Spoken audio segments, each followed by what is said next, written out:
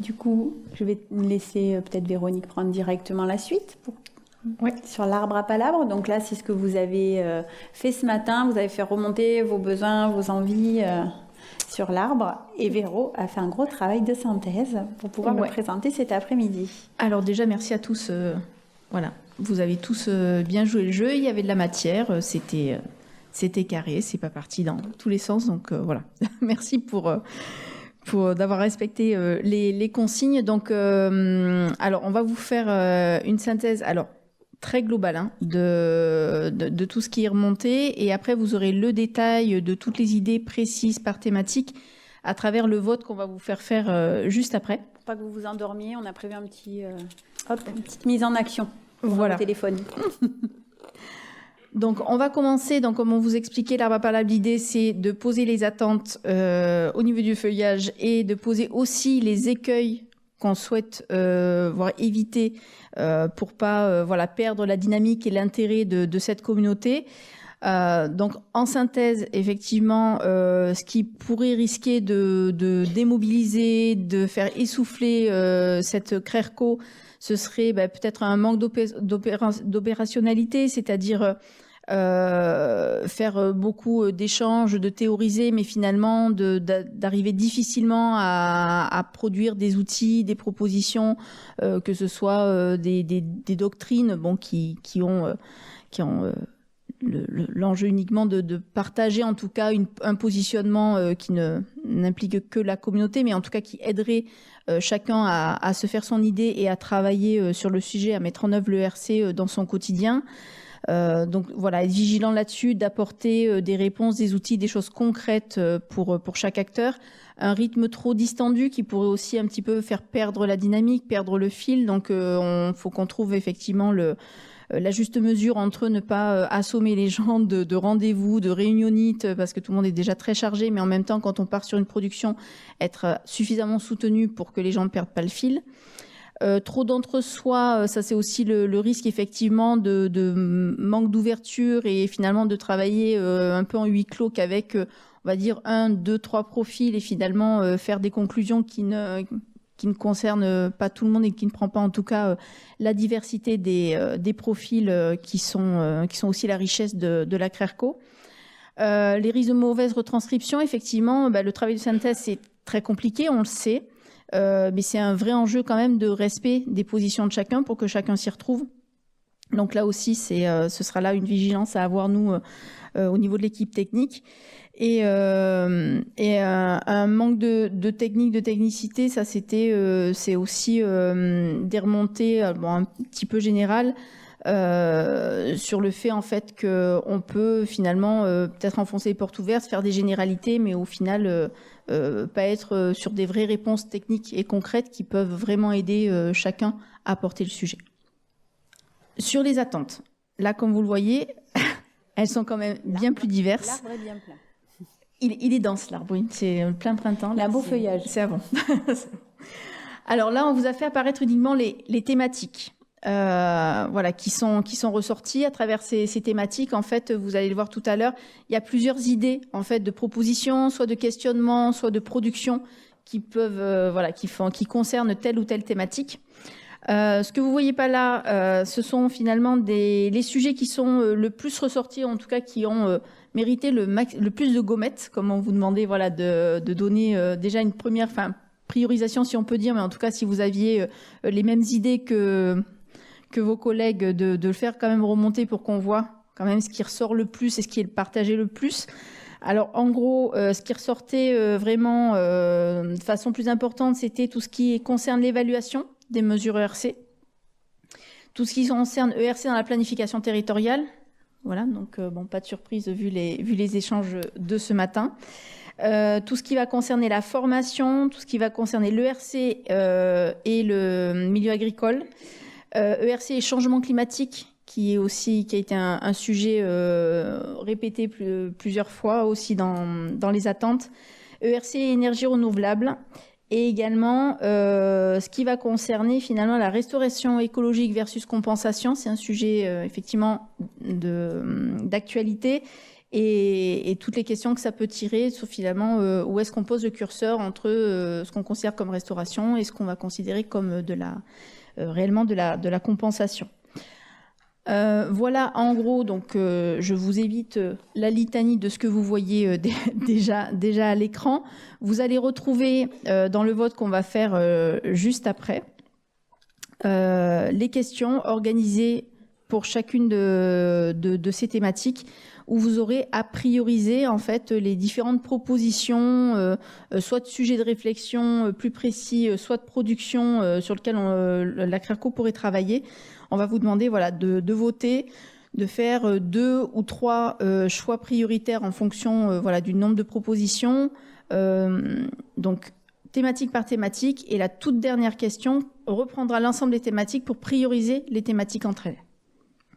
Voilà. Vous allez voir, c'est simple. C'est très simple. Si vous avez un téléphone portable chargé, c'est tout ce qu'il faut.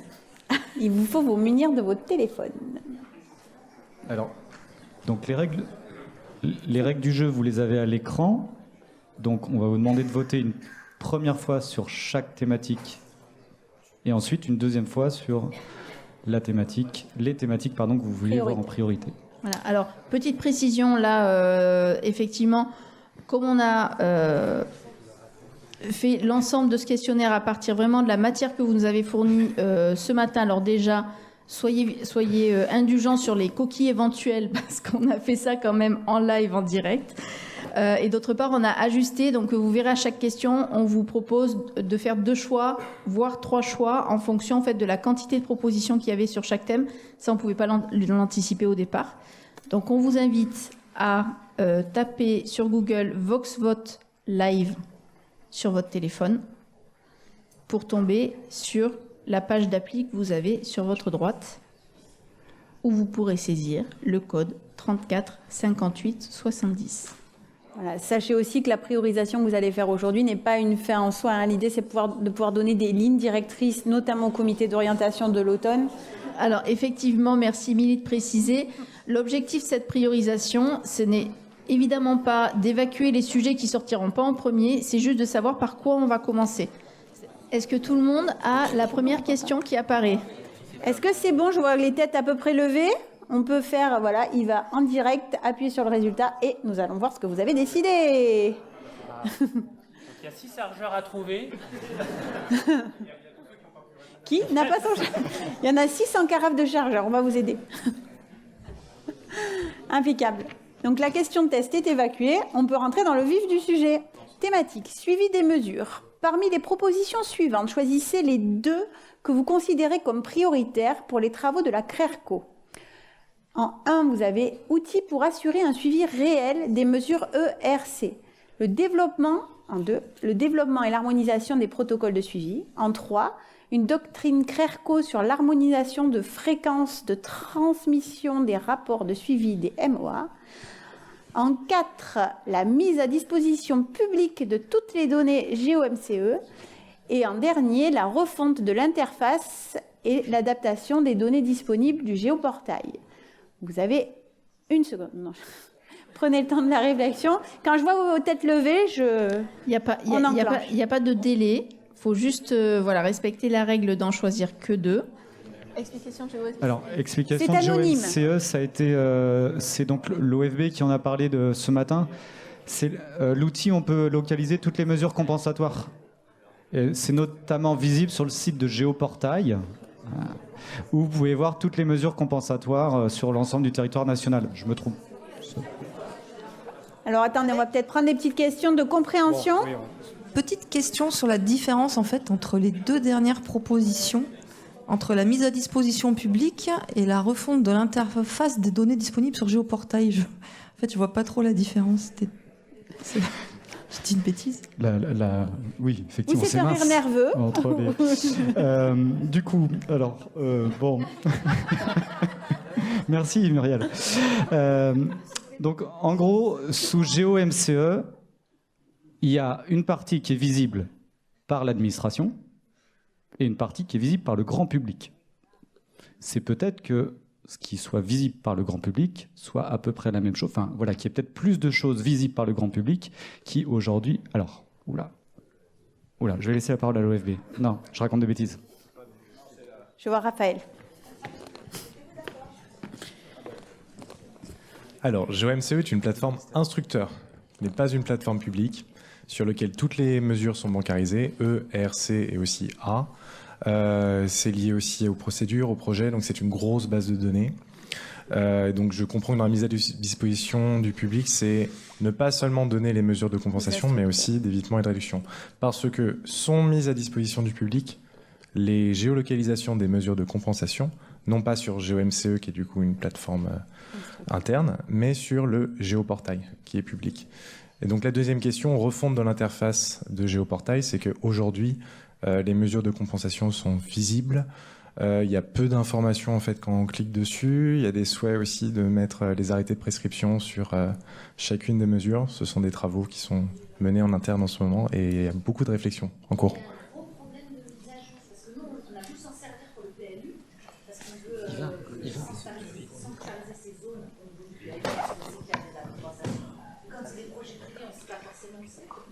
Même les nôtres de zones qui ont été transmises et tout, ouais, elles n'y étaient pas. Je recommence ?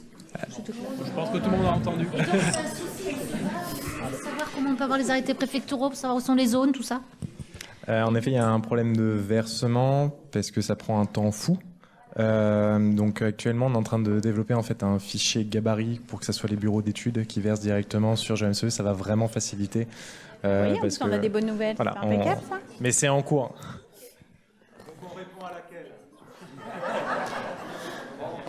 Attendez, j'ai une autre question. Oui, mais De compréhension. de compréhension également. Alors, c'est pareil, une petite nuance sur les deux premières, du coup.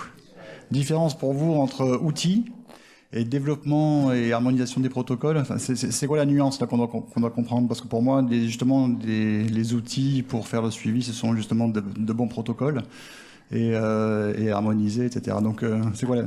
Alors là, pour le... C'est ça, en fait, ou en tout cas, là, pour le coup, on a remonté les besoins par des post-it. Hein, donc, l'interprétation, voilà, on a fait comme on a pu. C'est aussi pour ça qu'on a laissé deux choses pour voir aussi comment, là où les acteurs se retrouvent le mieux. Mais il y avait à la fois un sujet qui concernait plutôt de trouver des moyens. Alors, c'est pareil, on l'a aussi traduit en moyens CRERCO, c'est-à-dire que par exemple, c'est vrai que je l'ai pas précisé tout à l'heure, dans les post-it, c'est pas qu'on les a pas lus, mais par exemple, il faudrait plus d'agents dans les DDT. Je partage. La CRERCO va rien pouvoir faire, malheureusement. Donc il y a un certain nombre d'éléments de ce type-là où évidemment on a mis de côté. Après, sur des sujets, on a essayé de les adapter pour que ce soit quelque chose qui soit portable ou développable dans des GT CRERCO réalisables. Donc effectivement, il y avait ce souci en fait d'assurer un suivi réel et efficace des mesures. Du coup, on a proposé effectivement, nous en tant que CRERCO, on pourrait imaginer d'inventer des outils qui permettent de faciliter le suivi. Tu vois ? Et ensuite, sur développement, harmonisation, en fait, des protocoles de suivi, c'était plutôt strictement au niveau des protocoles qu'il y avait cette demande. Donc, protocole suivi d'espèces.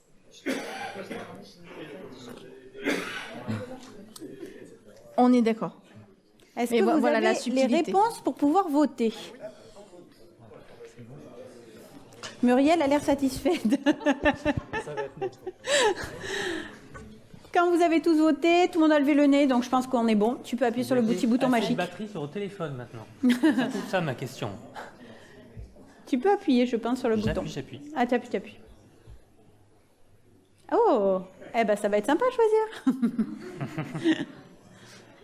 Non, mais c'est pour ça qu'après, on demande le choix sur les thématiques. Comme ça, il y a des choses, ce ne sera pas notre problème tout de suite. Ah. Sinon, il va falloir travailler sur presque tout de France. Oui, non, parce que je vois qu'il y a si on cumule les deux dernières lignes, il y a une petite attente sur la question de la mise à disposition des données, leur interface de consultation, les publics. Je lui rajouterai volontiers dans la réflexion partagée sur ces données la mise à disposition des données du SINP. Voilà, de sorte à ce que finalement, si le CERCO devait réfléchir de manière un peu collective sur la manière, selon les publics, parce que je pense qu'entre le public des acteurs, aménageurs, bureaux d'études, etc., et le public, grand public, c'est quand même deux types de publics, le public des professionnels et le public, le grand public, peut-être qu'on peut mettre la limite là.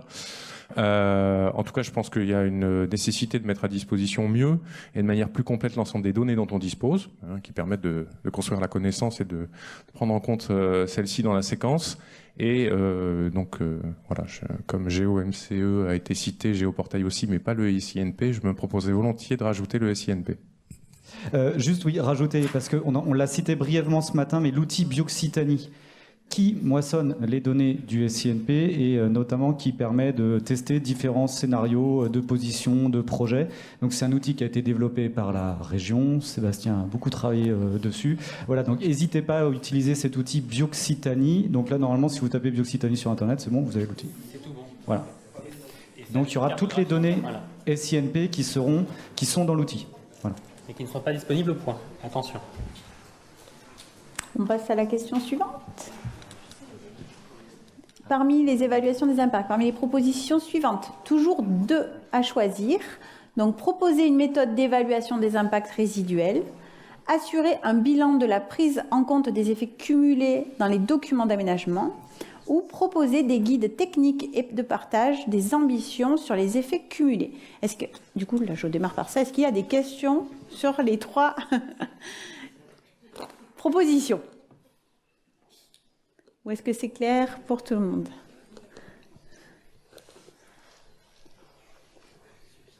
N'hésitez pas, hein. Ne restez pas coincés dans une zone d'ombre. Ben si c'est bon, je vous invite à voter pour vos 2 préf. On est bon, j'ai l'impression. C'est bon? C'est bon. Allez, c'est bon, tout le monde a voté. Ah non.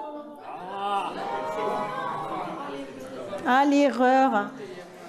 Je recommence, regardez, ça doit être bon là. Vous pouvez y aller, il va remettre à jour, il va appuyer sur résulte. Non, c'est bon? Ok. Bon, ben là, c'est un peu pareil, hein. Ça va être difficile, heureusement que derrière, il faudra prioriser. Oui. Ah, bah voilà. On a tout le monde. Bon, ça n'a pas significativement changé les choses. Tu veux rajouter quelque chose, Véronique? Non. On passe à la prochaine. La culture commune. Donc, sur la culture commune, proposer les formations ERC théoriques et de terrain à l'attention des services des collectivités territoriales et de l'État. Proposer des formations ERC théoriques et de terrain à l'attention des bureaux d'études et des associations. Assurer un socle commun, le b.a.-ba de l'ERC, pour la communauté CRERCO. Proposer des formations théoriques et de terrain à l'intention des élus. Et favoriser la mobilisation des collectivités territoriales pour l'acculturation de tous les services. Je pense que là, c'est assez clair. Et là, il faut en choisir que 2. Ah ben oui. Choisir, c'est renoncer.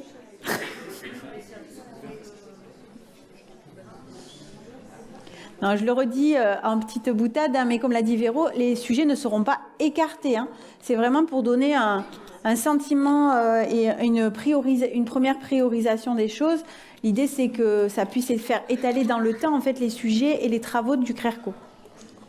Véronique ? Oui, alors effectivement, c'est un peu pour savoir par quoi on commence, sachant que ces priorisations-là et ces résultats seront soumis au comité d'orientation qui est prévu en octobre. Et donc, c'est lui qui tranchera à partir du coup des priorités que vous avez établies. Et là aussi, qui tranchera uniquement sur quel sujet on met sur la table en premier. Et là, sur formation culture commune, je vous détends un peu plus, puisque de toute façon, le GT formation a été vraiment validé comme quelque chose de prioritaire. Donc, de toute façon, ce sujet-là sera traité. Là, ça va nous permettre peut-être de préciser un peu le contenu du GT. C'est bon. Pile dans le timing, dis donc. On va vous embaucher. Ah, bah voilà. On a une petite préférence pour la formation des élus et la culturation en collectivité territoriale, quand même. Plus que sur des publics un peu spécifiques, mais bon, je sens qu'il va y avoir un beau programme de formation. Alors, l'évaluation des mesures. Évaluer l'efficacité des mesures de compensation, avoir une liste des mesures de compensation analysées avec point sur les réussites, limites Et retour d'expérience. Et retour d'expérience. Oui, là, je l'avais pas, Rex. Recueil des retours d'expérience précis et vérifiés par une instance neutre de réussite et d'échec dans un fascicule avec modalité de mise en œuvre, les coûts, etc. En 3, communiquer sur les mesures ERC mises en œuvre à l'échelle de l'Occitanie. En 4, lister les espèces protégées les plus régulièrement concernées par les dérogations d'espèces protégées. Et en tout dernier, proposer des évaluations des pertes et des gains écologiques. Même punition, vous ne pouvez en choisir que 2. Est-ce que c'est clair pour vous? Vous avez des questions? Non, c'est la première qui a suscité beaucoup d'émoi. C'est Muriel. Muriel, c'est bon.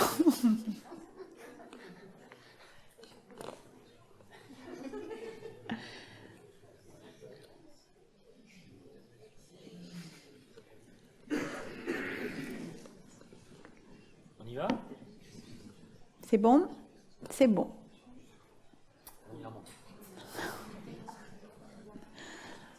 Donc là, on a une petite plébiscite plus sur la dernière, proposer des évaluations des pertes et des gains écologiques. Mais pareil, on sent que ça va être difficile de trancher.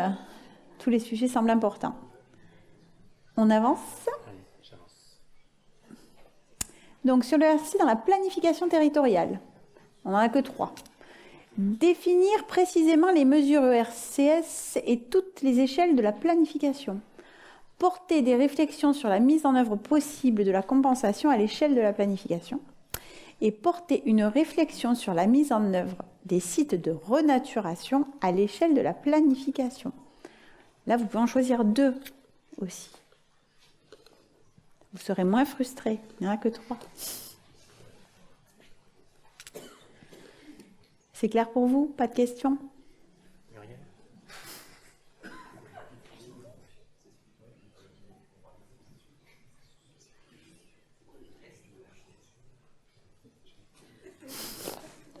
C'est quoi le S?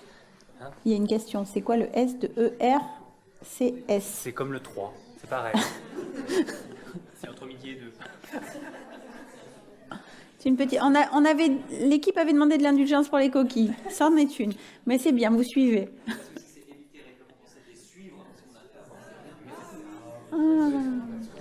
Ça peut être une proposition à retenir aussi. Bah non, c'est pas intelligent en fait, c'est juste une coquille. Est-ce que c'est bon ce coup-ci? Allez, vas-y, Sébastien. Ok. On est aussi sur quelque chose d'assez panaché. Je te laisse avancer. Allez, sur l'instruction et le contrôle. Alors, il y en a plus des choix et vous ne pourrez toujours en choisir que... Ah non, 3 là. Disons que vous avez été beaucoup plus inspiré. Donc, on vous a laissé une marge de 3. Proposer des outils pour faciliter le contrôle de l'application des mesures ERC. Proposer des outils pour améliorer la traçabilité et la lisibilité des phases E et R. Définition claire et partagée des critères d'analyse et de validation des mesures ERC. Proposer des outils pour systématiser la mise en œuvre de la séquence de tous les projets au-delà du réglementaire.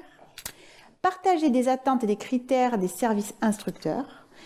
Et la dernière, se mettre d'accord sur une définition d'échelle et de distance entre la mesure de compensation et le lieu du projet.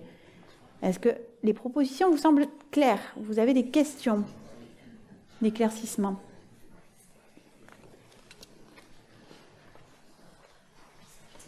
Alors, je vous laisse voter pour vos 3. C'est bon, on va restituer les résultats. Encore toujours très panaché dans vos envies et vos besoins. Vous êtes en train de vous mettre tous d'accord. On ne fait rien ressortir des spécifiques.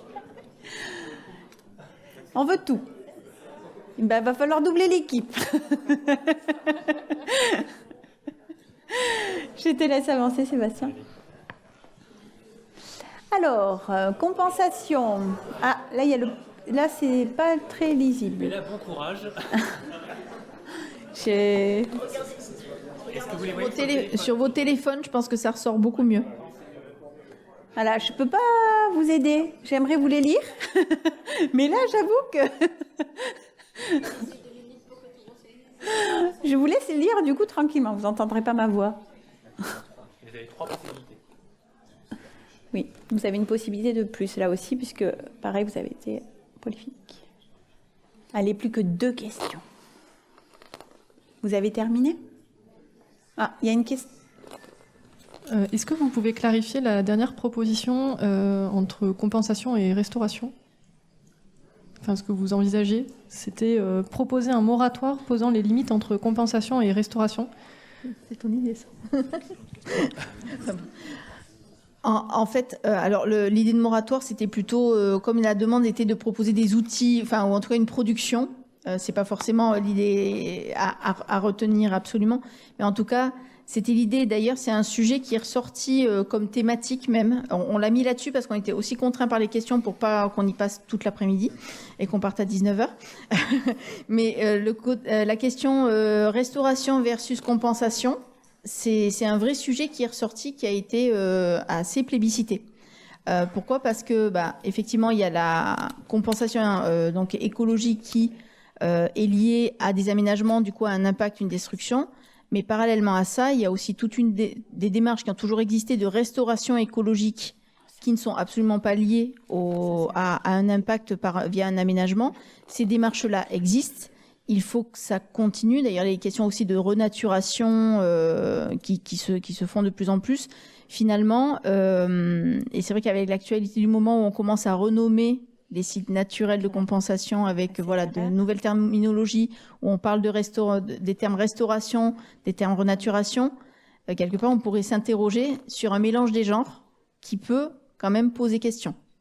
C'est-à-dire finalement, toutes les démarches de restauration écologique volontaire qui sont faites et portées de façon très vertueuse par des collectivités, est-ce que tout ça va pas finalement être complètement détourné pour de la compensation stricte? Et du coup, avec tous les travers que ça peut amener. Donc ces questions-là, finalement, il y a une réflexion qui est proposée à peut-être apporter au niveau de la CRERCO, de finalement où est-ce qu'on pose le curseur et quelles limites on donne. Donc dans les idées, parce que là il a fallu synthétiser, c'était finalement, je fais une mémoire, mais il me semble qu'il y avait le sujet vraiment de faire de la compensation uniquement sur des milieux très urbanisés ou de ce genre de choses. Et laisser le côté restauration sur les milieux naturels, semi-naturels, par exemple. Est-ce que c'est bon pour vous, l'éclaircissement, le vote? C'est bon? Alors Sébastien, mets-nous les résultats. Là, il y a des choses un petit peu plus précises, en tout cas dans vos envies. Je ne pourrai pas vous les lire puisque je n'arrive pas à lire la tête de la question. On avance, il reste 2. Donc, sur la thématique génie écologique. Alors, vous considérez comme prioritaire l'expérimentation et le partage des résultats ou les retours d'expérience de méthode et d'innovation dans les travaux d'aménagement écologique? Ah, là, vous ne pouvez en choisir qu'un. Plus qu'une. Celle que vous considérez. On vous met des pièges, mais pas tant quand même. Vous allez voir, la dernière, elle est bien. La dernière, va falloir vous concentrer. Vous avez des questions? Véronique, tu peux peut-être expliciter la différence entre les deux? Ça questionne le... Merci Muriel.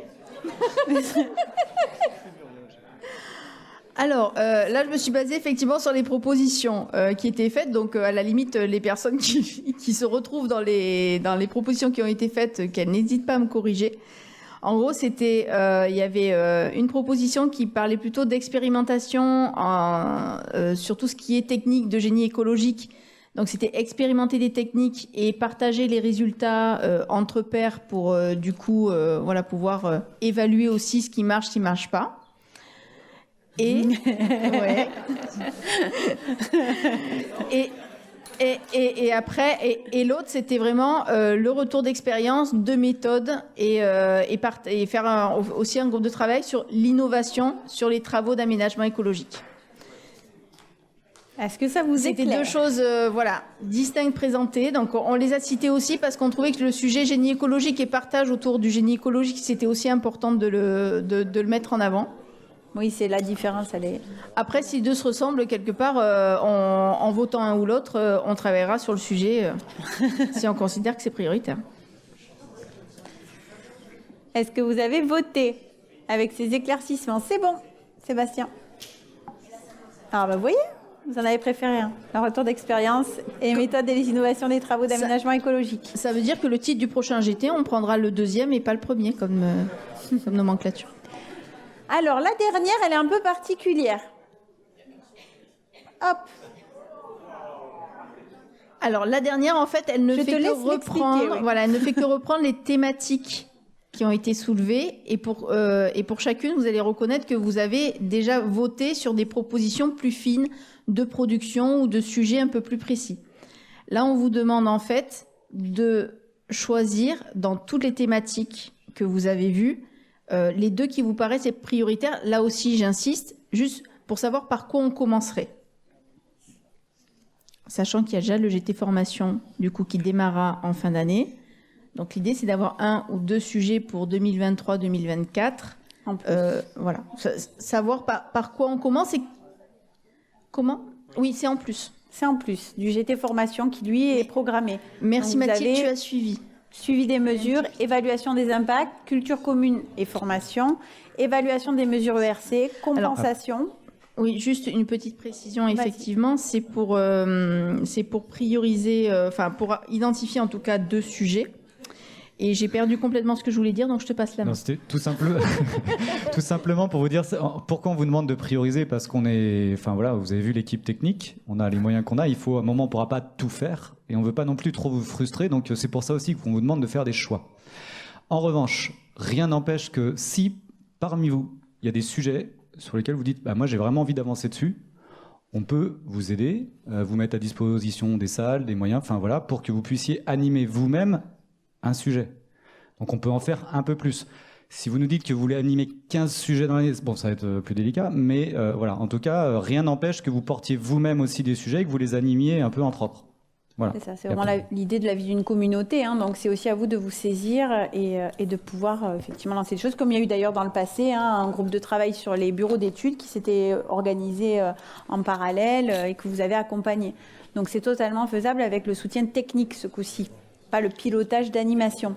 Alors, ça y est, l'idée que je voulais préciser tout à l'heure m'est revenue, merci. Donc, comme vous avez vu, pour un certain nombre de questions, finalement, les choix étaient assez homogènes. Enfin, il n'y avait pas forcément une idée qui ressortait de façon très importante, ce qui va nous permettre un petit peu, avec ces sujets thématiques, de voir, finalement, c'est le sujet global qui est intéressant, par lequel on commence. On commence. Donc, je vous laisse voter. Est-ce que vous avez voté? Ou est-ce que vous êtes encore dans vos votes? Ça a l'air bon. Mais je pense qu'on va cliquer sur le dernier résultat. Ah ben voilà.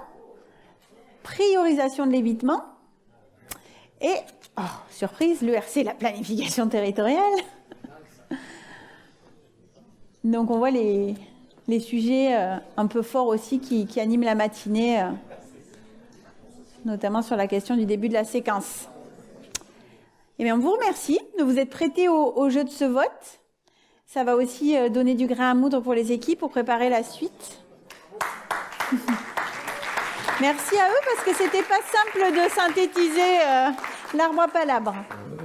Donc, en gros, par rapport à ça, si vous avez donc d'autres propositions, ce qu'on disait, si pour certains sujets vous souhaitez les porter en propre, surtout, n'hésitez pas à nous le faire savoir. Donc, on s'est fixé une date, c'est le 13 juillet prochain pour qu'on puisse... Enfin, voilà, il faut qu'on mette des dates pour qu'ensuite on puisse informer le Comore des sujets qui seraient éventuellement portés par l'un ou l'une d'entre vous.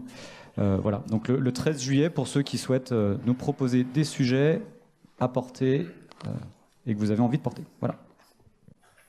Voilà, n'hésitez pas vraiment à tout moment à revenir vers l'équipe d'animation. Ils sont là pour vous au quotidien, donc vous n'hésitez pas à revenir vers eux.